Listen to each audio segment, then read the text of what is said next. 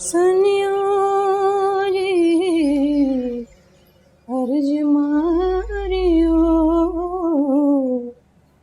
बाबुला सावन आयो घर ले जाइयो।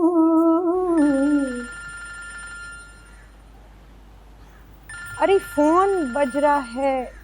दीदी दीदी, हाँ रे सीता, तुम्हारा फोन बज रहा है। अरे तो सुन लेना, मैं चावल बीन रही हूँ।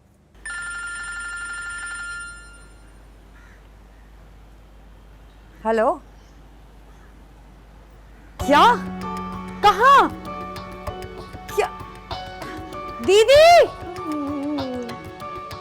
ये क्या हुआ रे सीता?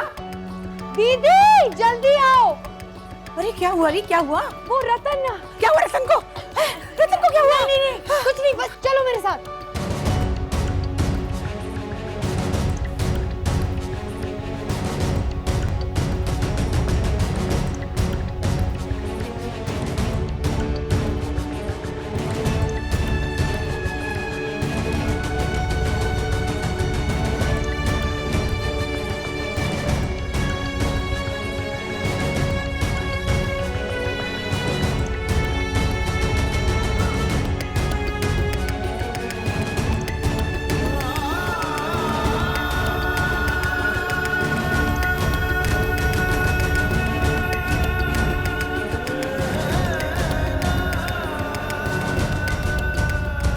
देखिए, आप समझने की कोशिश करें, वो दरअसल रतनलाल की पत्नी हैं।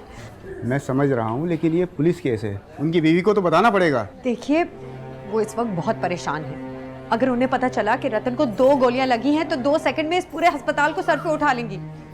देखिए, आप मुझे थोड़ा समय दीजिए, मैं उनको धीरज से समझा लूंगी। ठीक है, आप उनको एमएस के दफ्तर में ले आएं, वहाँ बैठकर बात कर लेते हैं। बात सुन, वो नर्स कह रही है कि रतन को गोलियां लगी हैं। वो दीदी, तुम 2 मिनट दो, हम डॉक्टर से जाके बात कर रहे हैं। अरे मुझे बताते क्यों नहीं, उसे हुआ क्या है, कहाँ है वो? उन्हें कुछ गोलियां नहीं लगी है। है या नहीं, पहले बताओ। उन्हें कुछ नहीं हुआ, बिल्कुल ठीक है वो।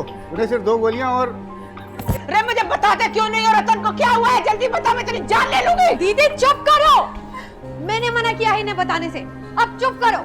तुम्हारा पति बिल्कुल ठीक है, 2 गोलियां लगी हैं उसे, लेकिन बच गया है, समझी?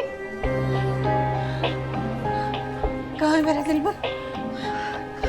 कहाँ है वो, मुझे बता, मुझे दिखा दे उसे, फिर चाहे तू मेरी जान ले ले, बता ना कहाँ है वो। दीदी रतन बिल्कुल ठीक है, वो गोलियां लगी थी लेकिन वो जिंदा है, बिल्कुल ठीक है। दीदी तुम समझो मेरी बात को। भैया जरा एक गिलास पानी तो भिजवाओ।